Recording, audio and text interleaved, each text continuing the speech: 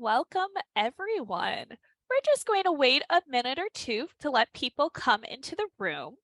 In the meantime, if you want to let us know where you're watching from in the chat, we'd love to hear.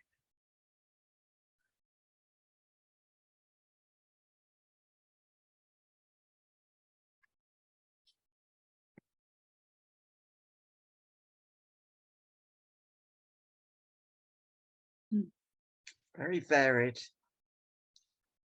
Poland.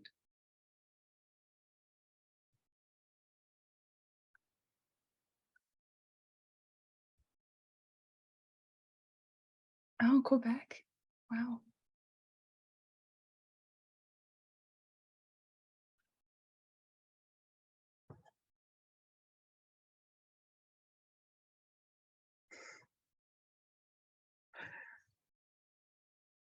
Great to see so many people tuning in, both from North America, where some of us are, but also from the UK, where our speaker is speaking from tonight.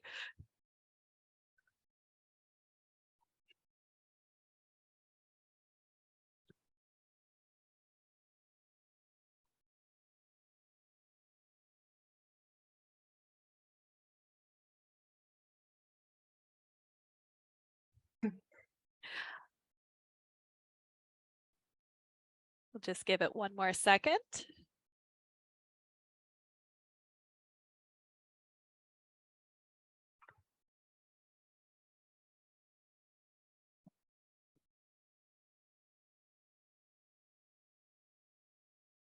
All right. Well, thank you everyone for joining us this evening for our third event in the Reading with Jane Austen series, the last event of 2022, and the 11th event Jane Austen and Company has hosted this year. We just want to take a moment and thank you all for coming out and making both of our series this year so far such a success. We truly could not have done it without you. And we are so delighted this evening to welcome Christine Kenyon Jones, who will be speaking on Jane Austen and Byron, Closer Than You May Think. Joining me tonight is my lovely co-host, Susan Allen Ford, and our wonderful technical director, Malika Amoruso.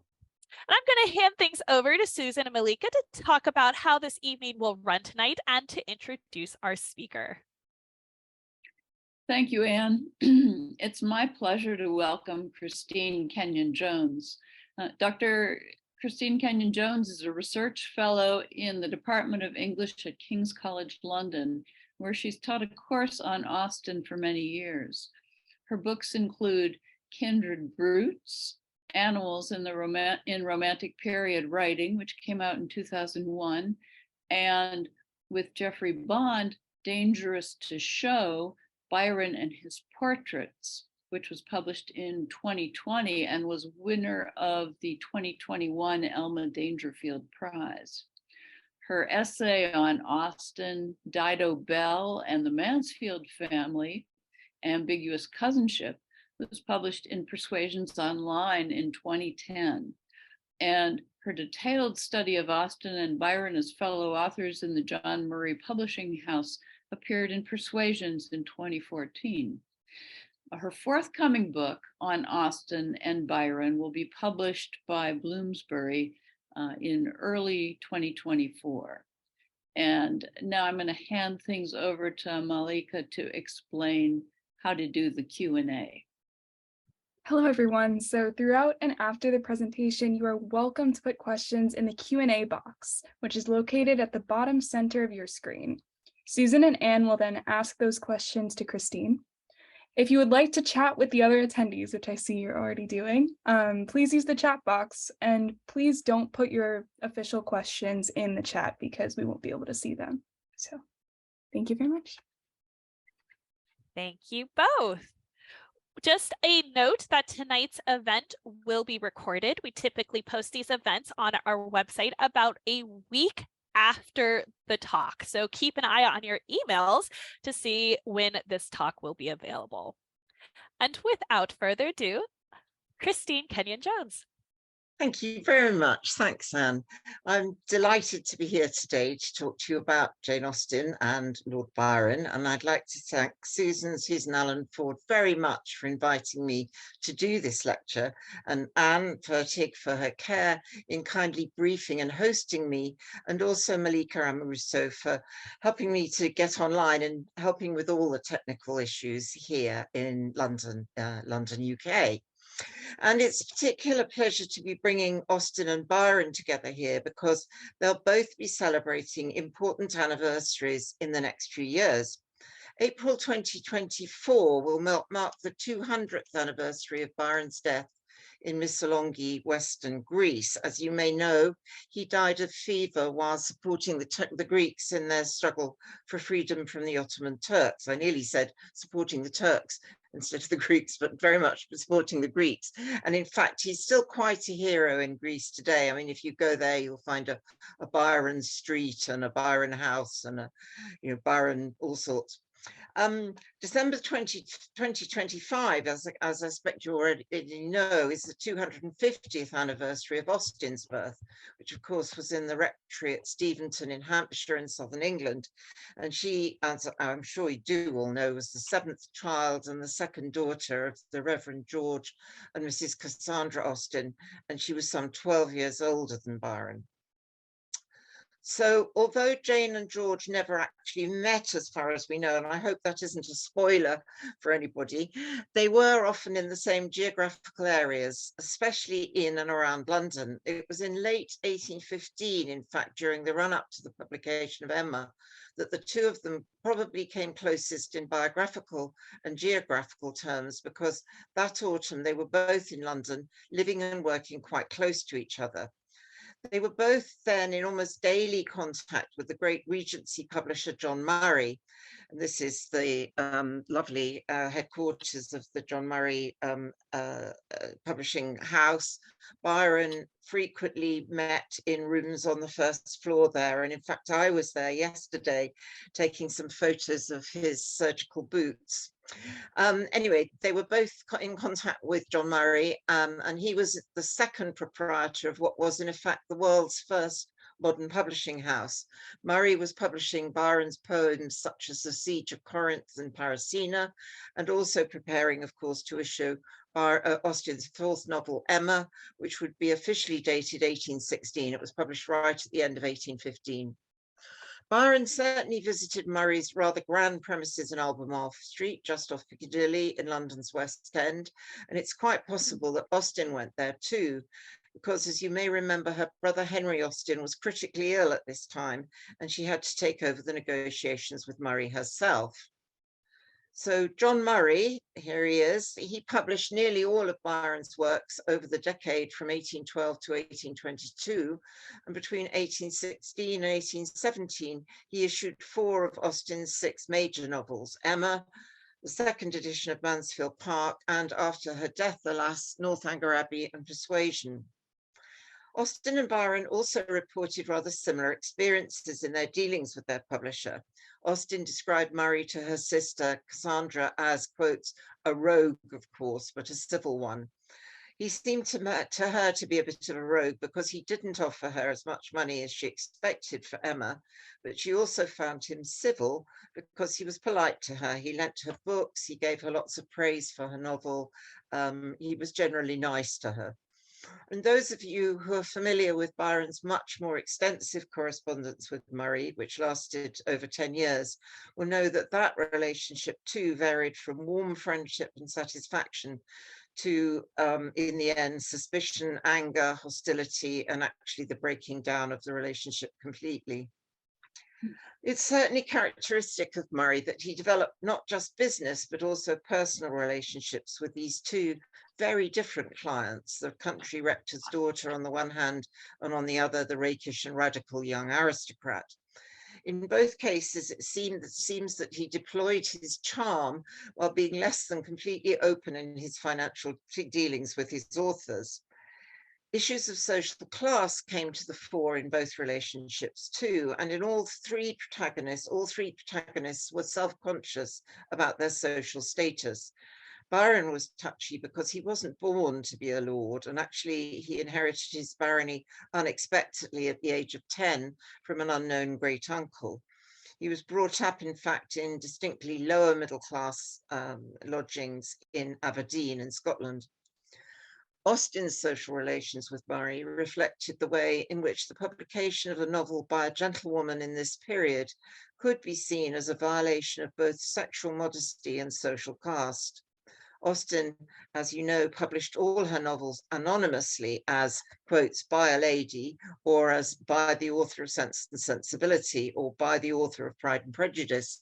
And she was certainly anxious to preserve her position as a lady in the context of her dealings with Murray, since in fact her social status was anything but secure. She wasn't quite gentry. She was in that class that people have called the pseudo gentry, well educated but not landowning. Anyway, whatever Austen's and Murray's relationship was, I think we can guarantee that it wasn't like the one represented in this cartoon. But in fact, neither Byron nor Austen was a typical Murray author, if such a thing existed. Byron was unique and uniquely profitable as an author for Murray. And William Gifford, who was editor of the famous literary magazine, The Quarterly Review, and Murray's trusted reader and advisor, described Byron as a wonderful creature who should be shown only on high days and holy days. In other words, he was a sort of fairground animal brought out to entertain the holiday crowds. Byron certainly brought Murray enormous profits, especially in the early days of his fame, when the young lord refused to accept any money for his work because he believed that respectable authors should not be dependent on being paid. They should be independent of any money coming from anywhere, and they're thus able to speak their minds. But in 1815, Austen was also a highly unusual creature for the John Murray stable because she was a female author, and especially because she was a female novelist. In fact, women in Britain in this period were publishing nearly twice as many novels as men, but Murray seems to have been a bit behind the curve on this respect. And the research which David Maclay of the John Murray Archive and I carried out in 2010 has shown that Emma was in fact the first ever novel by a British woman to be published by John Murray.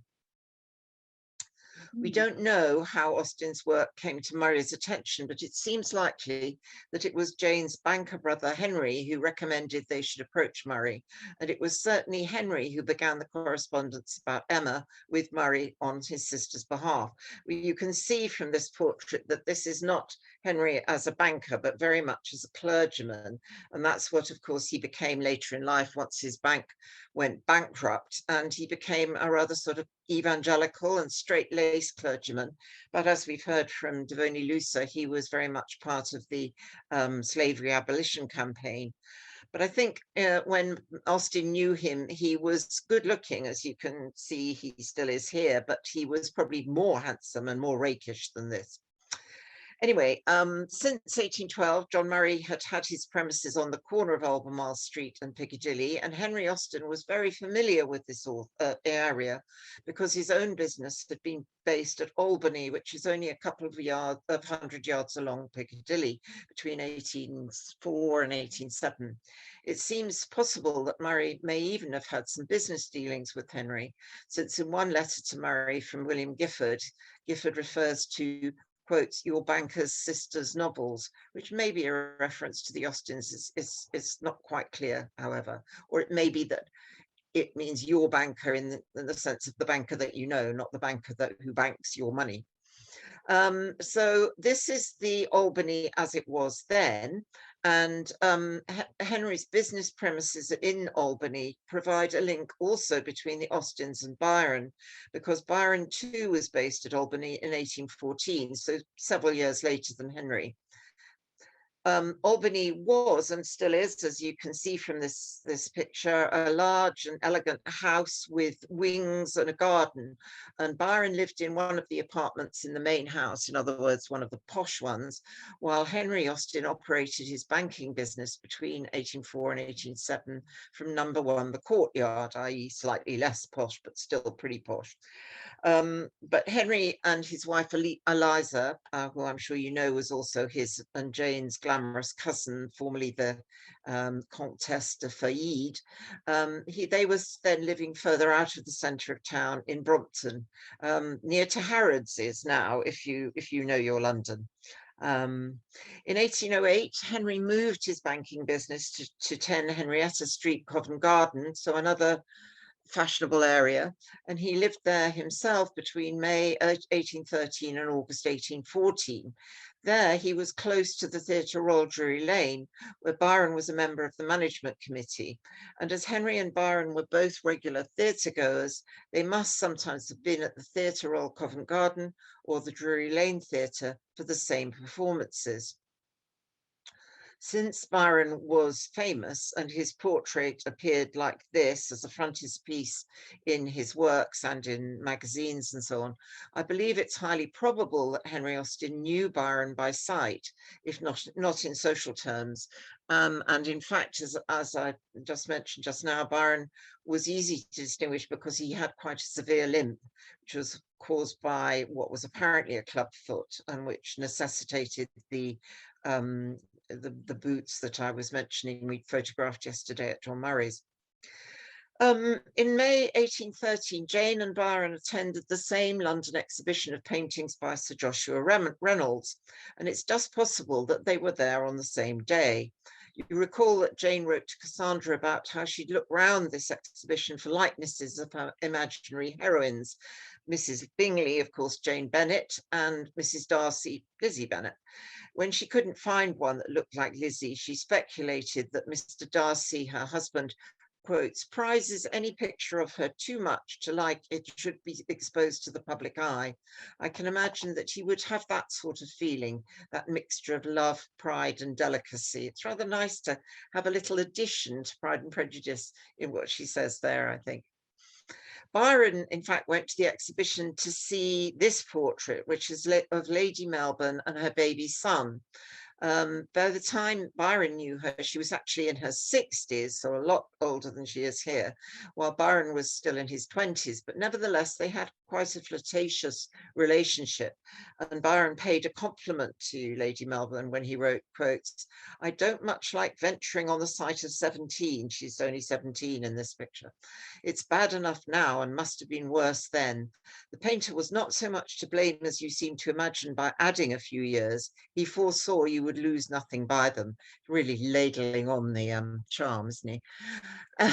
We might comment that Byron's gallantry, like Austen's fantasy, is focused, as it were, on the erotics of portrait painting and the problems of fixing and framing character.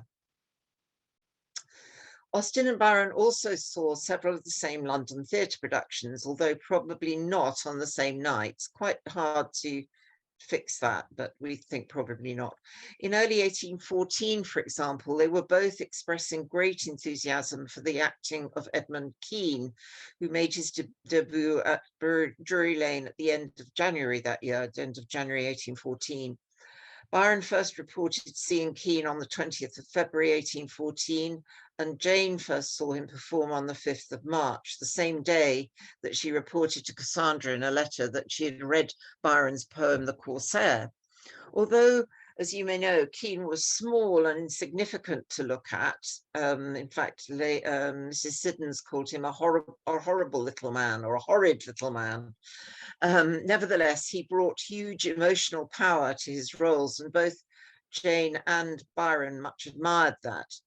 On 15th of September 1813, Jane described how she and her young nieces, Edward's sons, had revelled in seeing Don Juan, whom she said they left in hell at 11:30, and whom, as Byron remarks in the opening stanzas of his epic of the same name, we have all seen in the pantomime. And both Byron and Austen, incidentally, would have pronounced this titleless name in the English way, in other words, Don Juan, not Don Juan. And Byron actually rhymes Juan with new one and true one, which he probably pronounced newan and truan. So you've got Juan, newan, and truan. When Henry Austen submitted Jane's manuscript of Emma to Murray in the autumn of 1815, Murray sent it to his literary advisor, William Gifford, who replied, quotes, "Of Emma, I have nothing but good to say. I was sure of the writer before you mentioned her. The MS, though the manuscript, though plainly written, as yet some, indeed many little omissions, and an expression may now and then be mended in passing through the press. If you print it, which I think you will do, though I can say nothing as to its price, I will readily undertake the revision." Gifford's note demonstrates, I think, his general discernment as a critic and his willingness to encourage Murray to add a good new author to his stable, even though she was not typical of the publisher's existing list. Byron had an exceptionally high respect for Gifford's judgment and for his influence at Murray's. In a letter to Gifford in June 1813, when Byron was at the height of his popularity as a poet, he shows a deference towards the critic, which I think is quite unparalleled in his writing. Quotes, "If you knew the veneration with which I've ever regarded you long before I had the most distant prospect of becoming your acquaintance, literary or personal, my embarrassment would not surprise you," he wrote. It's really exceptional to hear Byron talking like that, because he didn't often submit to anybody's, with that amount of deference. Jane, in fact, perhaps didn't realize how much she owed to Gifford's good opinion of her work and his influence on Murray. As we've seen, Gifford offered Murray his services to revise and edit Austen's manuscript for Emma, and it seems that he might also have proffered not entirely welcome advice to Jane herself about the composition of her novels. This document is Jane's satirical plan of a novel. You can see the heading there, according to hints from various quarters. And it's very much a satirical piece written between November 1815 and April 1816, sometime in that period. And if you look carefully, you can see that Mr. Gifford appears in the margin at the top left, in company with the names of various other people who appear to be cited as sources for the ironically presented, ludicrously impossible plotline of Austen's satire. For instance, she describes the heroine as, quotes, "a faultless character, perfectly good, with much tenderness and sentiment, and not the least wit." Not at all the sort of person that Austen liked herself, of course. "Very highly accomplished, understanding modern languages, and generally speaking everything that the most accomplished young women learn, but particularly excelling in music." So she was overdoing it and, satirizing this advice she'd had. So Byron was probably more aware than Austen was about the machinations Murray and Gifford undertook in procuring a good reviews for their authors. In 1813, for example, Gifford worked very hard to arrange for a favorable review in the Quarterly magazine for Byron's poem, The Corsair. No, sorry, the Giaour. Since Byron was a radical Whig and the Quarterly was a high Tory periodical, in other words, opposite ends of the political spectrum, and the Quarterly would otherwise have attacked him mercilessly on political grounds, Byron was very grateful. I mean, Thomas Medwin reported Byron's remark to him in 1822 that Murray and Gifford had long prevented the Quarterly from abusing me, and he really was very lucky in that respect. Murray and Gifford also exerted themselves to obtain Walter Scott as a highly prestigious, though anonymous, reviewer for Emma. I mean, I assume Austen never knew who had written that review. She never says she knew, and it would be difficult to know how she can have known it. Murray introduced his request to Scott. He wrote to Scott to ask him to do the review, and he used with what Claire Tomerlin, the biographer of Austen, describes as a remark that consigns him to that circle of the inferno reserved for disloyal publishers, in other words, those who disparage their own author's work, when he wrote, "Have you a fancy to dash off an article on Emma? It wants incident and romance, does it not? Bad Murray, naughty Murray." Anyway, Scott, as we know, obliged, and Austen was very pleased with the result, except that he didn't mention Mansfield Park. In general, we can see from his comments that Gifford was able to appreciate the very different merits of Austen's and Byron's writing. And indeed, in this respect, Gifford was more open about his tastes than either Austen or Byron, but more open in his taste than either Austen or Byron were themselves, since they cannot be said to have been enthusiastic about each other's work. They weren't unenthusiastic, but they weren't enthusiastic either. Austen's views on Byron can be drawn from several sources. In a letter to Cassandra in March 1814, she says that she's been reading The Corsair, which of course was one of Byron's most exciting and extravagant Oriental tales, and just published to acclaim and massive sales. But she equates the reading The Corsair with mending her underwear. Quotes, "Do not be angry with me for beginning another letter to you. I've read The Corsair and mended my petticoat and have nothing else to do," she writes, implying that she was equally underwhelmed by both activities. A year or two later, however, she was interested enough in Byron's work to copy out this short poem, Napoleon's Farewell. This is Byron's short poem. It was published anonymously in the Examiner in July 1815, although Austen obviously had worked out who the author was, because as you can see, she puts his name in the title. That's the title she gave it.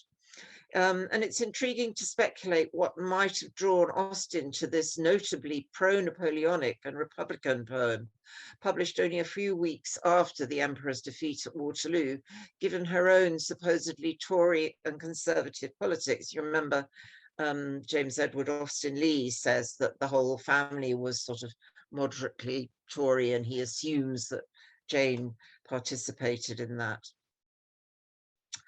And a year later still, in chapter 11 of Persuasion, two more of Byron's Oriental tales, The Giaour and The Bride of Abydos, are discussed in general by Anne Elliot and the recently bereaved Captain Benwick. The critique of Byron here is a good deal more nuanced, as you can see from the text on the screen, and we can speculate that despite the less flattering description of the Corsair in her earlier letter, Austen seems to have come to share Anne Elliot's view that Byron was one of the first-rate poets of the day, alongside, of course, Walter Scott. But we also know that Austen often developed her fiction by presenting characters who are contrasting, less desirable models for her heroes or heroines. And this is essentially the role that Benwick has in the novel. His sentimentality has the effect of making Anne reflect on her own excessive nostalgia and sensibility. And later on in the novel, as Benwick's story unfolds, we become aware that Byron's tales are the favorite reading of someone who's proved to be an inconstant character. Although Benwick is initially devastated by the death of his fiancée, he is in fact soon easily converted to the alternative charms of Louisa Musgrove. In general, then, we could say that Austen seems to cast doubt on the authenticity of Byron's presentation of overwrought emotion in his Oriental tales.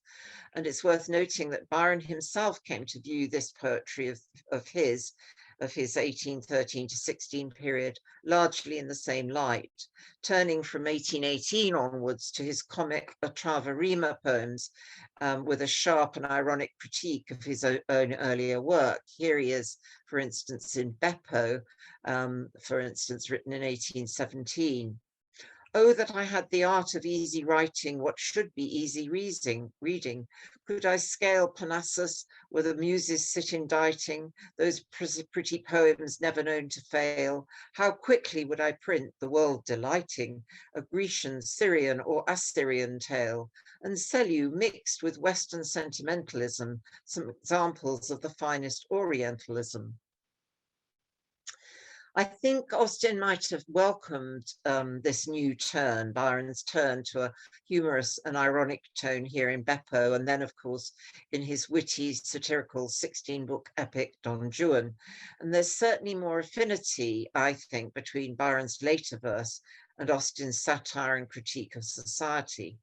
But of course, alas, by the time Beppo was published in 1818, and then when the first cantos of Don Juan appeared in 1819, Austen had been dead for a couple of years. We now know from the research of Andrew Nicholson, who edited the 2007 collection of Murray's letters to Byron, that Byron owned copies of at least 3 of Austen's novels. That's to say, Emma, Sense and Sensibility, and Pride and Prejudice. He seems, in fact, to have bought Sense and Sensibility and Pride and Prejudice himself, and his copy of Emma was supplied by Murray directly to Byron and his family at the end of 1815. We also know that Byron was generally an enthusiastic novel reader. When he was only 19, he recorded that he had already read over 4,000 novels. He said he slightly regretted that, but he expressed particular admiration for Fanny Burney's novels, which of course Byron also admired and which were perhaps most similar to her own. Despite this, no comment from Byron about Austen's novels has ever been found, and we don't know for certain that he read them, even when specifically invited to do so by Murray. Tell me if Mrs. Lee, this is Augusta Lee, Byron's half-sister, tell me if Mrs. Lee and your lordship admire Emma, Murray asked Byron on the 28th of December 1815, but alas, no response is recorded. He may have seen Murray because they lived very close to each other at that point, and it would have been much more natural for them to meet. So they may have discussed Austen, I think. And Murray certainly kept bringing her to Byron's attention. The next picture is of Byron's wife, Annabella, from whom he was in the process of an acrimonious marital separation in 1816. And perhaps it was the fact that Annabella was a warm admirer of Pride and Prejudice that disinclined Byron as her husband to provide any open approbation of Austen's work himself. So 2 years earlier in 1813, Lady Byron, then Annabella Milbank, had described the anonymously authored Pride and Prejudice to her mother as, quotes, a very superior work. It depends, Annabella said, not on any of the common resources of novel readers, no drownings, no conflagrations, nor runaway horses, no lapdogs and parrots, or chambermaids and milliners, nor rencontres and disguises. I really think it is the most probable fiction I've ever read. It's not a crying book, but the interest is very strong, especially for Mr. Darcy. The characters, which are not amiable, are diverting, and all of them are consistently supported. I wish much to know who is the author or authoress, as I am told. Nice to see that Annabella, who soon after this fell deeply in love with Byron, was also the admirer of the supposedly Byronic Mr. Darcy. Despite Byron's lack of comments on Austen's novels, however, the case has been made that he was influenced by her work in different ways. This, for instance, is the house that Byron inherited with his barony, Newstead Abbey in Nottinghamshire, on a particularly kind of thundery and gloomy looking evening. And one of the cases that's been made by Peter W. Graham, for Austen's influence on Byron is that Northanger Abbey may be a possible model for the Norman Abbey cantos of Don Juan, which is set in an abbey rather like the one Byron owned himself. Both abbeys were certainly the product of what Peter Graham called the 2 great romantic writers with the sense of humor. I love that phrase, and I think it's true, and definitely it's such a shame that they were not able to share their humor because of Austen's early death. Both works use that humor. This is both Northanger Abbey and the Norman Abbey cantos of Don Juan. Both works use that humor and a well-developed irony and burlesque to satirize the late 18th and early 19th century vogue for Gothic. In Northanger Abbey and the Norman Abbey cantos of Don Juan, Austen and Byron each combine a civilized comedy of manners with their mockery of the Gothic and explode its pretensions by presenting us with a somewhat naive and innocent protagonist confronted with mysteries that turn out to have mundane explanations. Like Austen's Catherine Morland, Byron's Juan is misled by what appear to be supernatural events, while being manipulated by a sophisticated character who has designs on him. But although Catherine thinks there must have been Gothic goings-on at Northanger Abbey and is proved wrong, there is in fact some basis for her suspicions of General Tilney, who has indeed been an inconsiderate and possibly cruel husband and father, and who is attempting to manipulate Catherine because he thinks she's much richer than she is, and he intends her as a lucrative addition to his family by marrying Henry. In Byron's Norman Abbey, meanwhile, Juan is presented as a young foreign visitor who is subjected to the social and political complexities of a grand English house party. After he's heard a spooky poem called The Ballad of the Black Friar, sung to him by his hostess, Juan retires to his room in the far reaches of the supposedly haunted abbey and is visited in his bedroom 2 nights running at midnight by a figure in a monk's habit. The second night's figure turns out to be the seductive Duchess of Fitzfooke, who has dressed herself as a monk in order to gain secret entry into Juan's bedroom. But we never learn, in fact, we never do learn whether the figure on the first night was also the Duchess in disguise or perhaps a real ghost. Given Austen's and Byron's different sense of propriety, however, there is a very different outcome to their 2 haunted abbey stories. Whereas Austen's novel concludes with an exemplary marriage between her heroine and a handsome young clergyman, Byron's ends with 2 protagonists who seems decidedly the worse for wear when they meet at breakfast the morning after. Another instance of possible Austenian influence on Byron is the suggestion that he used aspects of the important conversation between Anne Elliot and Captain Harville about women's constancy near the end of Persuasion in composing Julia's letter at the end of Canto 1 of Don Juan. Women are more constant in love than men, Anne tells Harville in Captain Wentworth's hearing. We certainly do not forget you so soon as you forget us. It is perhaps our fate rather than our merit. We cannot help ourselves. We live at home, quiet, confined, and our feelings prey upon us. You are forced on exertion. You have always a profession, pursuits, business of some sort or another to take you back into the world immediately, and continual occupation and change soon weakens impressions. Your feelings may be the strongest, but the same spirit of analogy will authorize me to assert that ours are the most tender. You have difficulties and privations and dangers enough to struggle with. You are always laboring and toiling, exposed to every risk and hardship. Your home, country, friends, all quitted. Neither time, nor health, nor life to be called your own. It would be too hard indeed if women's feelings were to be added to all of this. So then compare this with this stanza of stanza 194 of Canto 1 of Don Juan, where Julia writes to her lover Juan after he's been forced to leave her and she's been disgraced and sent to a nunnery. Man's love is of his life a thing apart, 'tis women's whole existence. Man may range the court, camp, church, the vessel and the mart, sword, gown, gain, glory, offer in exchange, pride, fame, ambition to fill up his heart. And few there are whom these cannot estrange. Man has all these resources, we but one, to love again and be again undone. Jerome McGann, who you may know as Byron's sort of greatest editor, points out that Murray probably sent a copy of Persuasion to Byron not long before this stanza was written. Byron by now was in Italy, and Murray sent him a bundle of books in yes, just before this stanza was written, and speculates that Persuasion, McGann speculates that Persuasion may actually have been Byron's source for it. But McGann also makes the point that this is a venerable and well-worn theme which holds a powerful resonance for more than one writer. And there is a passage in the work of the classical writer Ovid, which certainly sounds similar, which may well have been Byron's source and could perhaps also have been Austen's.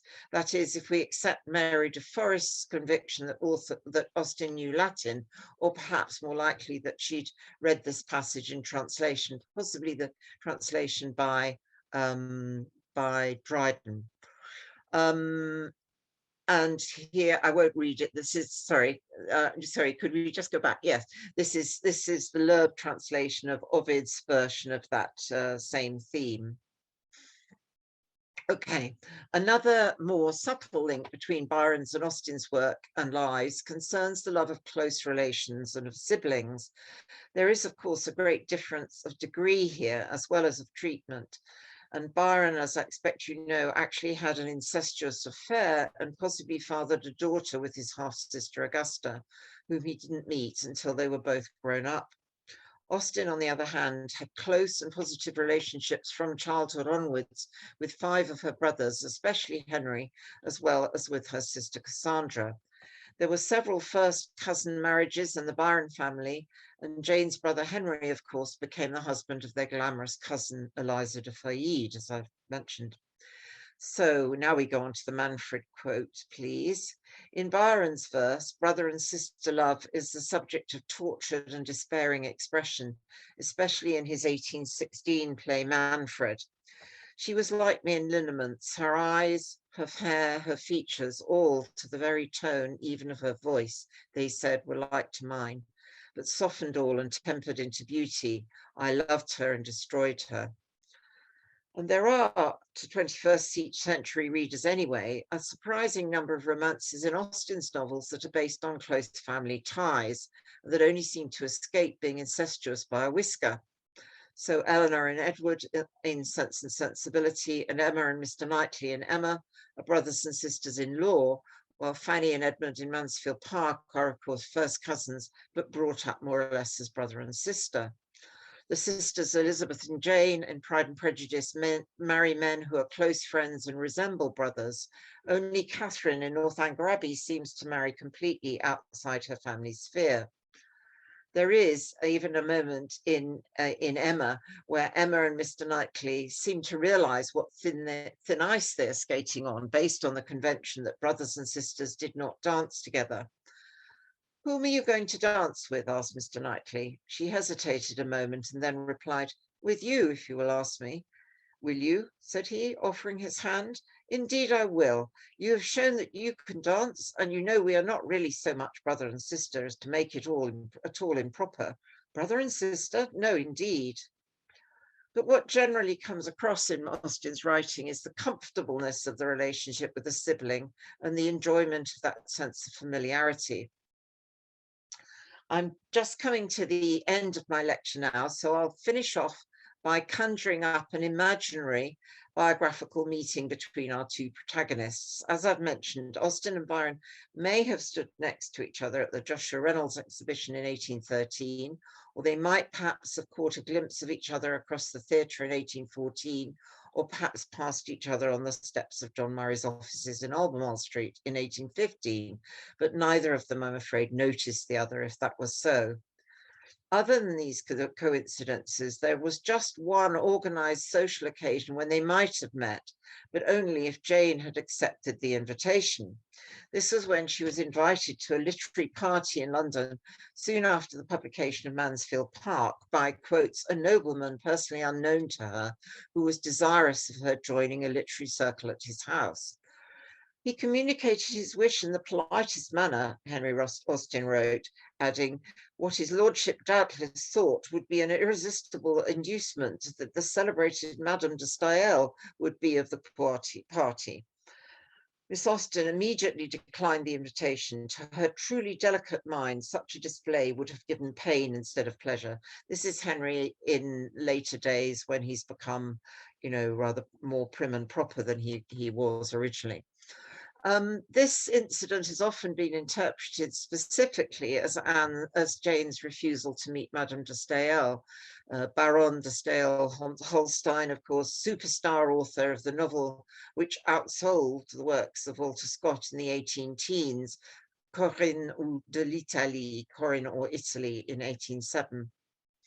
De Staël's private life, which did include several lovers and children by different fathers, was indeed somewhat notorious, and that might well have given Austen pause about meeting her, although she certainly read the English translation of Corinne, she enjoyed it, and she recommended it to an acquaintance. But actually, it seems unlikely that de Stael would have wished to meet Austen, according to the memoirs of Sir James Mackintosh, since he said that on reading Pride and Prejudice, de Stael dismissed it, with just one word, vulgaire, vulgar. Claire Tomerlin helpfully glosses de Stael's comment as meaning, quotes, too close to the English provincial life she detested for its narrowness and dullness, its emphasis on duty, and its stifling of wit and brilliance. Still, it's a great shame, I think, that de Stael never appreciated Austen.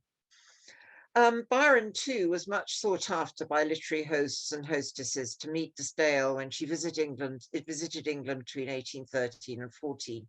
And perhaps if Austen had accepted the polite nobleman's invitation, she and Byron would have met, though it might not have gone well. Austen would probably not have been at her ease in such a free and easy literary circle. And in fact, Byron, too, didn't shine on these occasions. He could be a brilliant conversationalist, but with Madame de Stael, he was silent. Later, he learnt to appreciate her kindness, but at this stage, she bored him. He thought she talked too much. She buries one in an avalanche of glittering nonsense, he said, all snow and sophistry. De Stael, on her part, accused him of actually falling asleep at her dinner table, or at the very least, half closing his eyes. He reported this as something that he'd heard she'd said. So he sort of said, oh, I better watch it, better make sure I'm not known for this. Perhaps Jane Austen was wiser than she knew, therefore, in refusing the invitation. If she had accepted, would Byron have been able to stay awake? Austen, too, had a reputation for silence, but Byron did like and appreciate older, intelligent women, as we've seen with Lady Melbourne. And if they had managed to converse, Austen and Byron, he might well have preferred Jane to Madame de Stael and her glittering nonsense.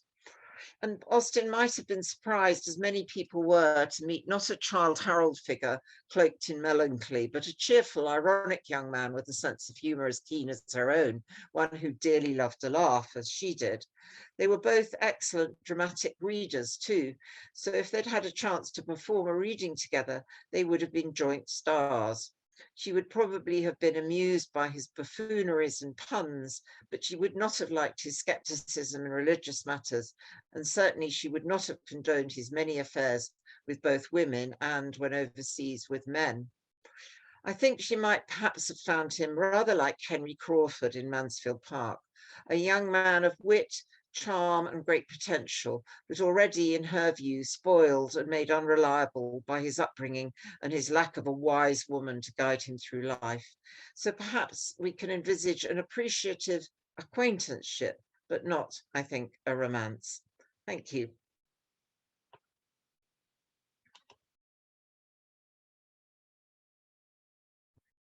Thank you so much, Chris, for that wonderful talk.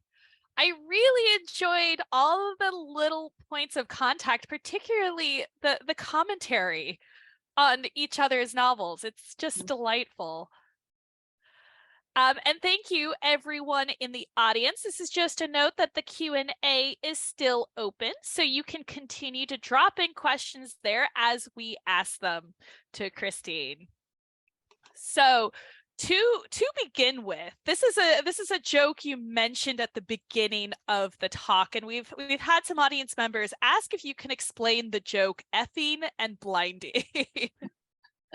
Oh, right. In the cartoon, yes. I don't know whether Malika can find it for us again. Probably not. But effing means, I'm afraid, is short for the four-letter word that begins with F and ends in K. And blinding is, I think that's a sort of a cover for a religious swearing. So the idea that Austen would have been doing improper swearing and evoking the name of God in vain is not at all what we associate with her. And so the idea that that was what was in her book until Murray got them and mellowed them down is funny. We also have some questions about Gifford. the plan of a novel. Now, somebody mentioned that she hadn't seen that plan of the novel before, but I mean, we can access that. I mean, Yes, it's certainly accessible. It's included in, I think, the Cambridge Later Manuscripts volume and the Chapman Minor Works, but it's also on that Catherine Sutherland's Jane Austen Fiction Manuscripts Yes, site, yes. if people want to check it out there. But the question really was, or the two questions are, what do we know about Gifford's taste in novels, if anything? And also, do we know how much influence he might have had on Persuasion and the editing of that? I think we can be certain he didn't like very soppy novels. He didn't like sentimental novels. In fact, that remark about Your Banker's Sister's novel is comparing that with something else which he didn't like at all. And I'm guessing that if Murray was sent novels before Emma, that Gifford may have said, no, we're not going to publish that. So it's even more of a compliment to Austen that he was so so pleased with that novel. She, it's a shame in a way she never knew that he was so pleased with her, but maybe Murray passed on that praise to her. And the sorry, what was the other bit that was how much influence might have had on Persuasion? And here's another one that just came in. Do we know what kinds of changes Gifford actually wanted in Emma? Right. We don't, because all we have in those cases are the printed copies. As you know, when unlike with Byron's manuscripts, when they went to the printers, they came back to John Murray's and he kept them. But with Austen's manuscripts, because she was so much less famous, they were thrown away at the printers. The only example we have of something that was written by her, and we still have the manuscript and we have the printed copy, is in the cancelled chapters of Persuasion.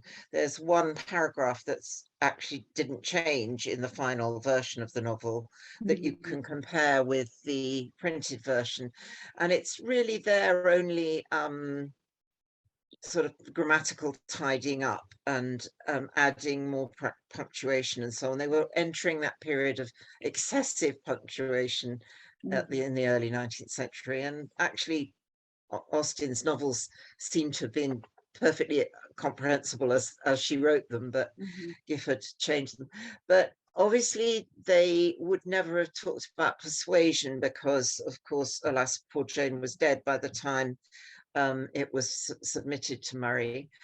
I wonder, that's a very good question, whether he might have, knowing that she wasn't around, he could kind of do something to make it better. I haven't myself seen anything that looks Giffordish, but then he appreciated her anyway, so I don't think he would change things. But it's odd that I think that point that she makes in Plan of a Novel, where she's satirizing what he says something, it's something about him, somebody being the only daughter or the only child of a clergyman, and he's corrected one to the other. I can't remember which way around. It's very nitpicky sort of stuff, if it was. Thank you. So we have someone who's asking, who do you think is read more by the general public nowadays, Austen or Byron? But I'd like to extend that question one more and just even think about what have you noticed in the maybe 20th century, 21st century, any connections between their legacies and their afterlives? Have people drawn connections between Austen and Byron as well, or is they still read as kind of separate authors who kind of coexisted? Yeah, well, I think Austen must be much more read than Byron now, don't you? I'm inclined to think Austen is. Yes, I mean, Byron is difficult to to read because most of it's long, and it's also difficult to teach because you know, you can't teach a bit of Byron very easily in a single hour or whatever you have for your seminar. A few of his poems, such as Darkness, are very worthwhile looking at in that light, but Don Juan has 16 cantos, so you've got to sort of regard it as a novel, really, if you're going to sit down and read it. The place where they do come together in 20th, 21st century culture is in the cinema. And particularly with, oh gosh, I've forgotten who was the chap who wrote the screenplay for Pride and Prejudice? Somebody will know, I'm sure. Andrew Davies. Andrew Davies. He uses Byron, thank you, he uses Byron as a replacement for other, you know how Marianne Dashwood is very fond of Cooper and so on, and there's all this stuff. And Andrew Davies has her quote Byron, and in the, now what's the other one? There are several instances where in the original, another poet is quoted, but Davis and actually Nick Dear, who did a series as well, they use Byron instead as an example of the sort of that's right. In Persuasion, they instead of having Bennet quote the bits of Giaour, they have him quote bits of much later poem by Byron, farewell, farewell forever, you know, this sort of thing, which is much more quotes Byronic. So and famously, that I think the Mr. Darcy shirt moment in Pride and Prejudice. I mean, here is a guy diving into a lake with a white shirt open at the neck, and Byron was renowned for his swimming. I mean, that was the thing he was famous for almost as much as for his poetry. Swam across Tagus, swam up the Grand Canal in Venice, swam across the Bosphorus, you know. And also the other thing that Darcy does in Pride and Prejudice in the film, when he's feeling, you know, cross and is to go, he goes, what do you call it, fencing, doesn't he? And I think he uses his knuckles on a punch thing as well, doesn't he? And again, these were things that Byron did and was well known for. He went to a gym, in effect, in London, and kept his fitness up by fencing and boxing. So I think that the screenwriters have often used Byron as an inspiration or an example in the characters that they've created for Austen films. There's some fascinating and there's a chapter about that in my book, actually. So yeah, all the more reason 2024 yes, pick up that book. Yeah. Thank you. Someone has asked a question that really fascinates me because I'm so interested in what Austen was reading. And that is, do you think Byron really read 4,000 novels at whatever age it was? And did he keep a list, or was he probably indulging in hyperbole? But I'd like to extend this question a little bit too and ask, you know, what else do we know about Byron's reading? Oh, we know a lot, actually. And to be fair, most of it's in private notes, which he made for himself. So, and this is part of some private notes he made when he was young. So if he was exaggerating, he was only doing it to himself. He was obviously a very rapid reader. When he says he's read them, I wonder if he's kind of looked through them and found the naughty bits, or, you know, whatever. I don't know. To begin with, he doesn't name any English. Sorry, he doesn't name any women authors, but then later on he does, and he, as I say, especially mentions Mrs. Byrne, Fanny Burney, who became Madame D'Arblay, and asks Murray to send a copy of Madame D'Arblay's latest book to Lord Holland when Lord Holland was laid up with the gout, and says, I would almost get gout myself in order to be able to get at one of her novels. So he was very appreciative of her. It's just such a pity that there's no note of him having read Austen. So, but he was a great novel reader and not ashamed of being so, I guess. It sounds that's like. it. Yes. Well, he was a bit ashamed. He says, I have read to my shame 4,000 novels. So he was ashamed at that stage, but later on he became much more open to them. I think especially when Walter Scott entered the fray, and you've then got a strong male novelist, and it makes it all much more respectable somehow, doesn't it? And so you could admit to reading novels, but he obviously liked trashy novels as well as the Scott type. Which so did Jane Austen. So exactly, there's another connection for you. Yes, they could have talked about that, couldn't they? Yeah. So speaking of Scott, what about Scott's diaries? Do they reveal any connections between Austen and Byron? Perhaps him mentioning Austen to Byron, or? No, they don't, as far as I know. No, I'm sure we would have heard about it if I mean, I haven't read all his letters and diaries, but I don't think so. The one thing he does say is that he knows that William Gifford will correct his review of Emma. So we know that William Gifford had a go at correcting Scott's prose as well as Austen's. So I suppose he was perhaps a bit of a nitpicker, but it was a stage when much firmer, stricter rules about pronunciation were coming in, and authors, including Byron, didn't expect to know those kind of rules. They would put dashes and all sorts of things, and somebody like Gifford would come along and put the inverted commas and the double inverted commas and the colons and the semicolons and so on. So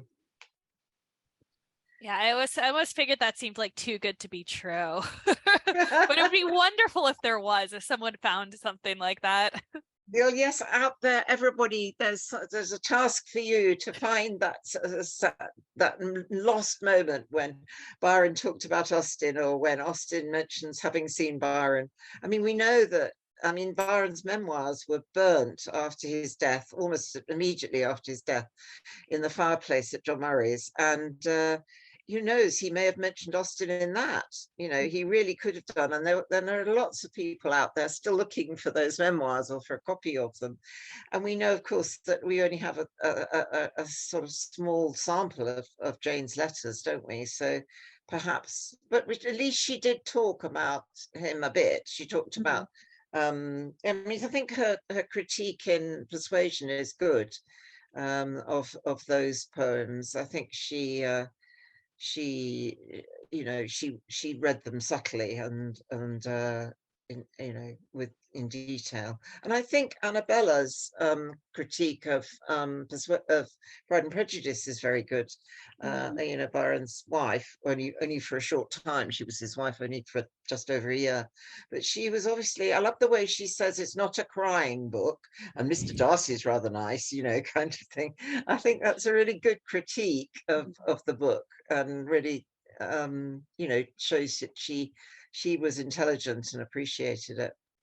And that review also strikes me because we talk these days a lot about Jane Austen and realism. Yeah. But all the way back then, people were kind of recognizing there was a bit of a different strain in Austen compared to the other writers that were popular in her day. Yes. I mean, she's not just realistic in terms of, sort of noticing the I don't know, the blots on the paper or whatever it is, but she's realistic in the way she carries through her characters, and that's something that Annabella says as well, that they're well supported, her characters. So once she's set up a character, she makes them into, they're real, aren't they? They're not just at the whim of whatever's going on in the plot, where they, have to be made to do different things. It also struck me how much what Annabella Milbank says looks forward to Walter Scott's review of Emma, who's also saying, that this is not a novel of incident, but that she really does that realism very, very well. That's a really good. I wonder if he was in. Actually, I do know that he met Annabella. I do know he met her.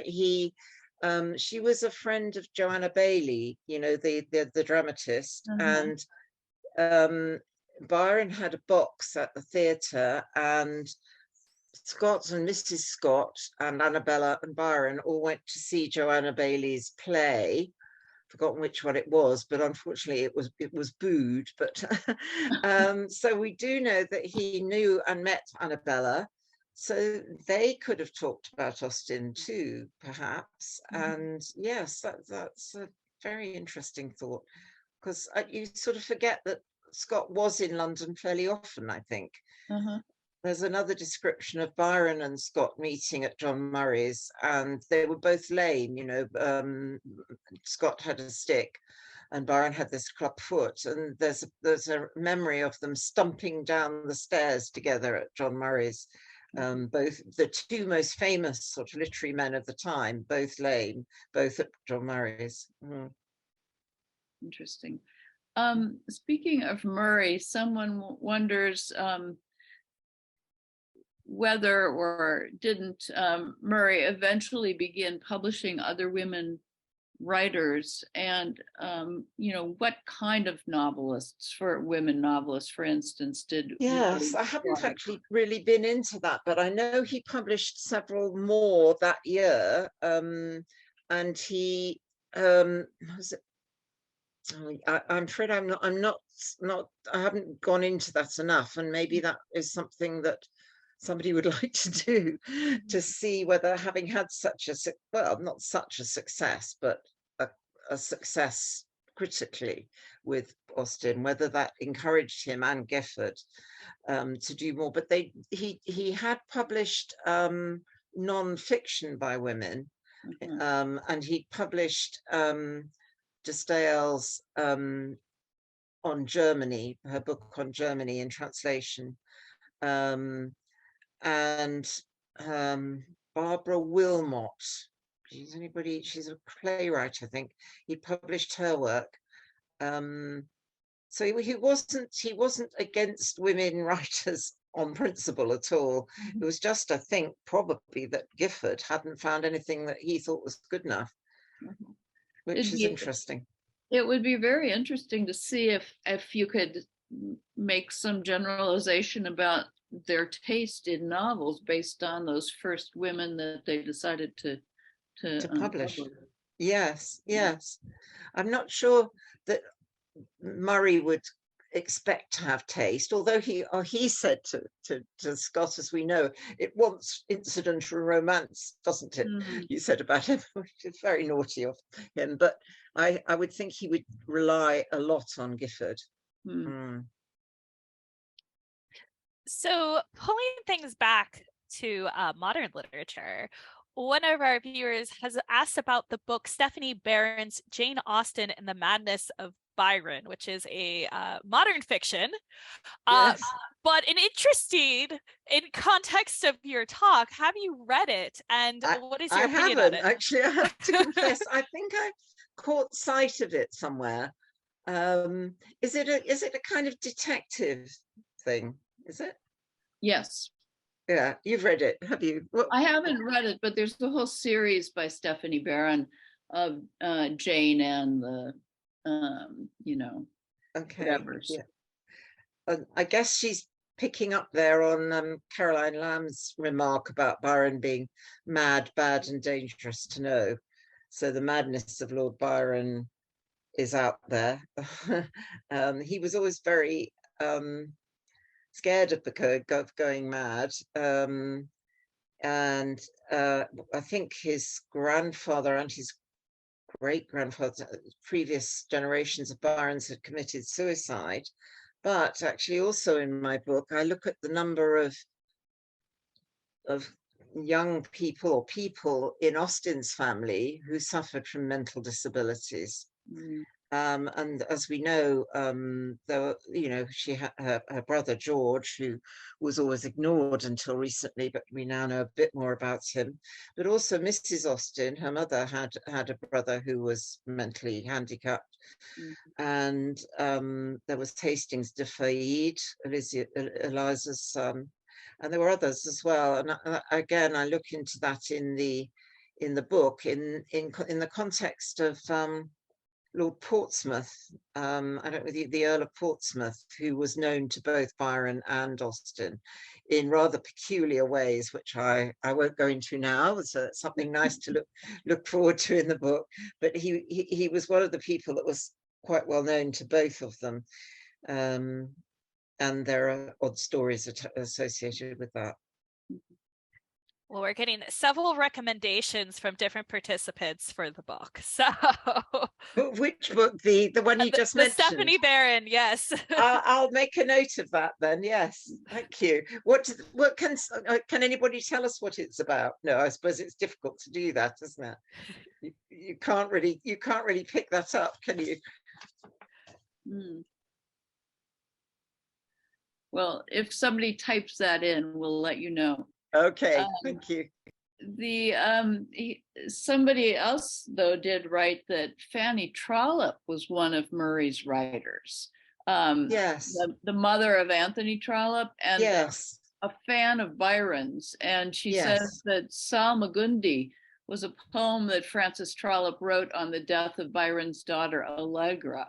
The book is by and there's a book by N. John Hall, Byron, Allegra, and the Trollope family. No. Which I don't know either. Right. I mean, Allegra died at a very young age, at 5, which would have been in 1822.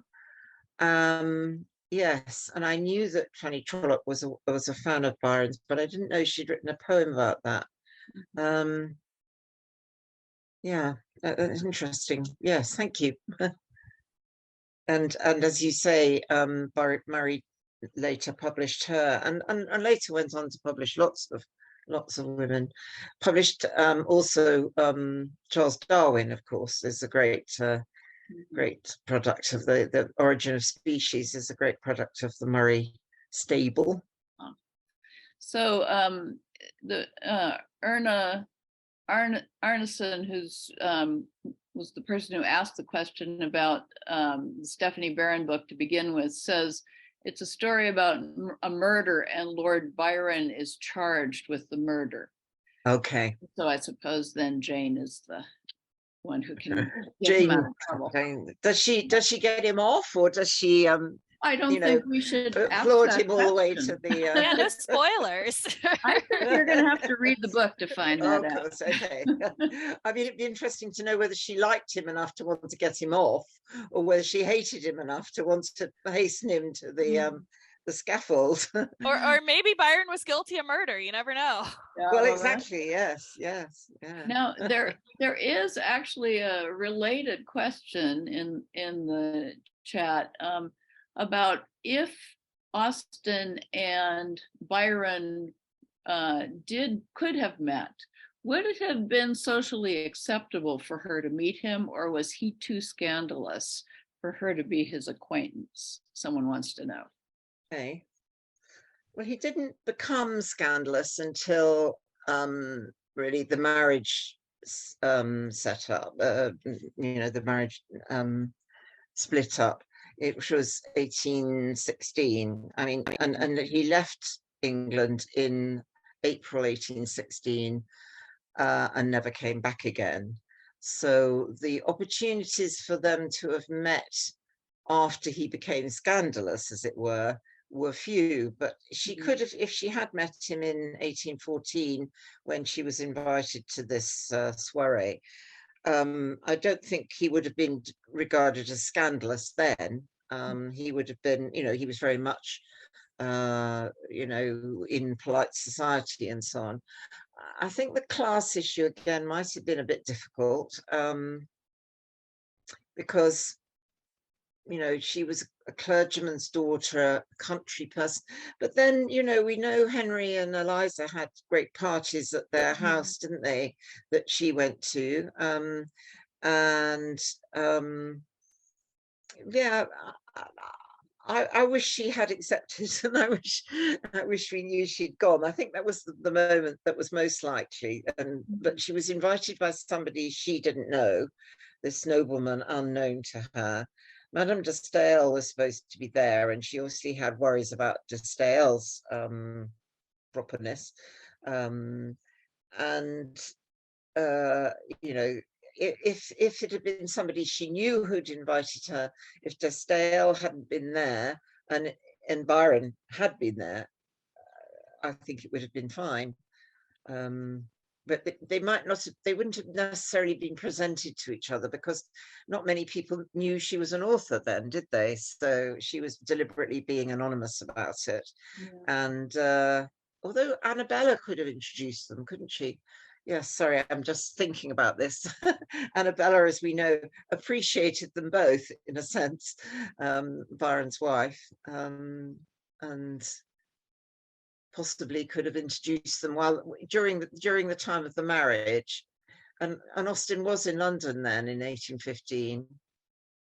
Yeah, that's a possibility. Perhaps somebody could write a book that imagines that scenario. Would be good. There are lots of scenarios that you'd like to imagine, but actually the truth is quite interesting as well.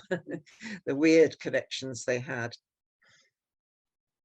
We have just another really interesting question regarding Jane Austen's Byronic influence, as we might call it, about men and women's constancy. How do you think her real life influence of Cassandra pining for her intended might have also influenced her? Like, how much do you think she was pulling maybe from her books, and how much do you think she was pulling from life around her? Right. I mean, the thing for poor Cassandra was that there was absolutely no hope, wasn't it? I mean, she knew her fiancé had been killed. I think Anne Elliot is talking about a situation where loved ones are away at sea and may not come home, may be killed, or may, like Wentworth, have left and not be likely to come back. I mean, I'm sure that they must have had horrendous anxieties such a lot of the time for Charles and Francis, the brothers, in their Navy life. And Byron, had several friends and relatives killed in the Napoleonic Wars. It was obviously a very dangerous time. But I think what's interesting about those two works is that men are supposed to be capable of being distracted, whereas for women, it's the only thing they can do is to mourn or to keep faith, actually, because they don't have other opportunities. And that's what Ovid's saying too. And other people have said it as well. But it's very difficult to tell whether, Byron did read that passage and used it in Don Juan. It'd be wonderful to think he did, even if he never acknowledged it. This is a money question. Oh, yes. Well, and I guess there are two. One, do you know what would have been the cost of an Austen novel when it was published versus the cost of a volume of Byron's poetry? And the other thing is, what about how they were compensated as authors? How they were remunerated. Yeah. I don't know that actually. I mean, novels were published in 3 volumes usually, weren't they? Except obviously Persuasion wasn't long enough for that. Byron's poems were published bit by bit. I mean, the sensational one was The Corsair, which is what Jane talks about. And I think that was half a guinea for just that poem. I mean, that would have been, I don't know, 20 pages, perhaps 25 pages.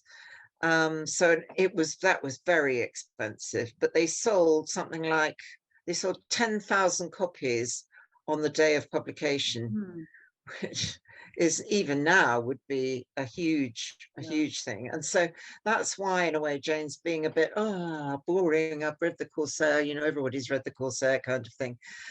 But how much her own novels sold for, I'd have to look it up. I'm afraid I don't know how much they cost, but they would probably, a lot of the copies would have gone to libraries, obviously, where people would have read them.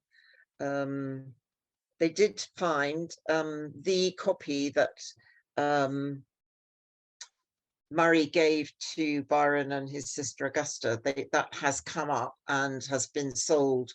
I think it was in the 1940s it was sold, and it's got Augusta's writing in it, you know, the first copy given by Mr. Murray.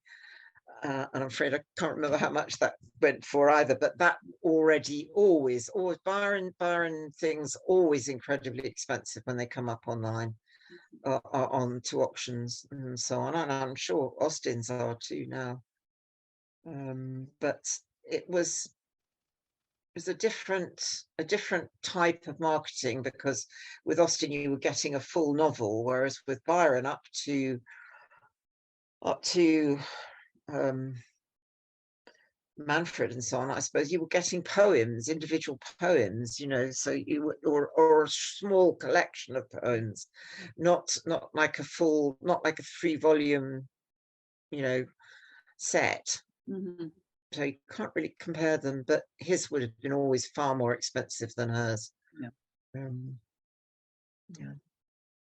So someone has noted that nowadays, Austen's male heroes, Darcy, Wentworth, Knightley, are sometimes considered to be Byronic heroes. Did that concept exist in Jane's time? That's a good question. I'm trying to think who coined the expression Byronic hero, and I'm sure Peter Graham would know if he was here. You don't know, do you, Susan? No, I'm afraid not. I don't know that. I think it might have been. I imagine even if there wasn't a term, right, they might have recognized, you know, a sort of influence. Yes. I mean, a Byronic hero is different from Byron, if you like, isn't it? A Byronic hero is somebody like the Jawa, who's, you know, an outcast from society, who's very constant in love, but very unlucky in love. Sort of disdainful of people, sort of harsh, you know, harsh to other people and to himself, usually miserable. And Byron at one stage realized that people thought that he was like that, and he sort of wrote a letter to Thomas More saying, please tell Geoffrey, I think it was, the editor of the Edinburgh, that I'm not like that. I'm quite a facetious chap, and I like a good laugh, sort of thing. But Byron and his heroes were sort of conflicted, and there is some similarity, let's face it, there is some. But I mean, in what sense are Darcy and Wentworth Byronic heroes? Then they're not really, are they? Although I suppose when Darcy is conflicted, he is. When he thinks he's lost Elizabeth, he's really pretty miserable, and he's very haughty and disdainful of other people. So in that sense, he's Byronic, isn't he? He's like the Corsair or the Giaour or one of well, Manfred perhaps. But Wentworth, I don't know. Wentworth also seems quite jolly, really, even when he's flirting with Louisa Musgrove and so on. I mean, he never. If Wentworth has been miserable and grim and whatever, we don't see that, do we? He might have been like that after he'd split up with Anne, perhaps. And who else? I don't think the others qualify as Byronic heroes, do they? I mean, Edward Ferrars certainly doesn't. No. No. and No. so Edward Ferrars and Edmund Bertram doesn't. He's a bit too boring to be a Byronic hero. And who have we missed out? We have a few opinions popping up in the Q&A box. Right. One person says Heathcliff sounds much more like a Byronic hero than either Darcy or Wentworth do, especially the outcast part, which I'm inclined to agree with as well. And then, of course, Nancy says that Glenarvan was the original Byronic hero. Yes, that's true. I mean, yes, that's certainly that's the novel by Caroline Lamb. It's not she doesn't actually call Byron mad, bad, and dangerous to know in it, but that's her presentation of Glenarvan, who is a sort of alter ego of Byron's. Somebody just mentioned, I saw it flashed across the screen, Willoughby. Is Willoughby a Byronic hero? He's certainly not constant, is he? I mean, he's the opposite of constant, so he's the opposite of somebody like the Giaour.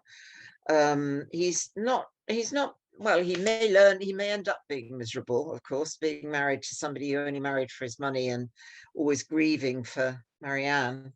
But again, I suppose we see him a bit miserable, don't we? We do see him a bit miserable when Eleanor meets him in the country.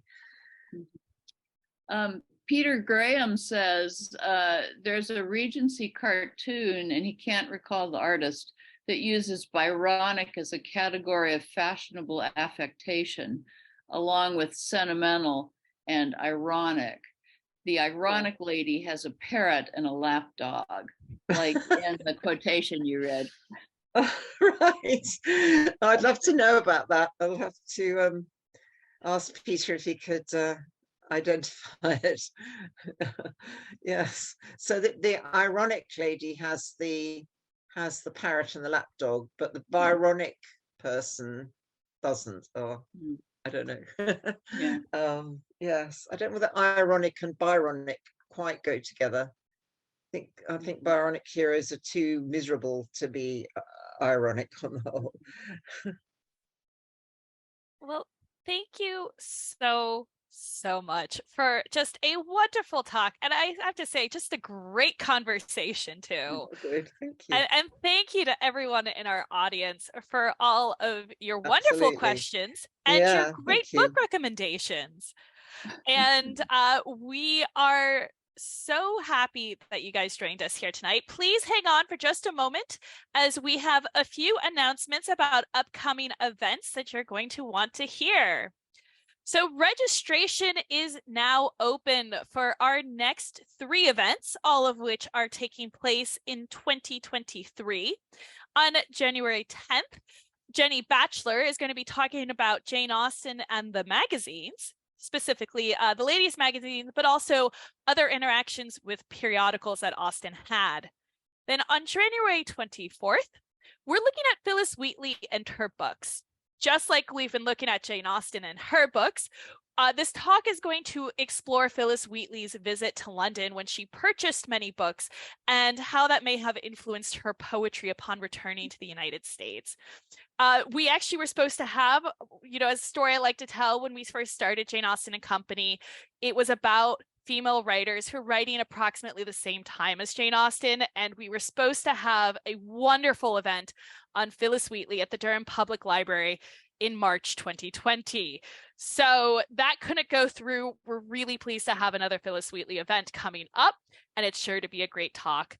And then on February 7th, something slightly different. We're talking about how books were made, specifically looking at the history of the book in the hand press era all the way up to the 19th century, when we're going to be looking at what is considered to be the original bindings of Austen's novels, but also perhaps a few of the other famous editions of hers produced in the 1830s as well. That's going to be in February. You can go ahead and sign up now on janeaustenandcompany.org/sign-up. Also very exciting is the JASP 2023, our Jane Austen summer program. The registration is opening up for that on December 16th, so later this week. So look out for that on the Jane Austen summer program site. And your emails. We'll be sending around an email when registration is open. Next year's symposium will take place in Chapel Hill, North Carolina, and it's on Jane Austen's teenage writings. And let me just mention too that somebody asked in the chat about how to access previous talks that we might have missed. And those are on the Jane Austen and Company website for the last, 3 series? Yes, every event we've had is available online. I will drop that in the chat in just 1 second. So the link I just dropped is the sign up for future events, and I will send the previous events now. All right, and this program was supported in part by the North Carolina Humanities, an affiliate of the National Endowment for the Humanities, which you can visit at www.nchumanities.org. We'd also like to thank the University of North Carolina's Humanities for the Public Good, which is a project of the College of Arts and Sciences with support from the Andrew W. Mellon Foundation. So thank you all once again for attending, and thank you, Chris, for just a wonderful, wonderful talk. Thank you very much for all your kindness. Thank you. Happy holidays, everyone, and a happy new year. Bye-bye. Bye.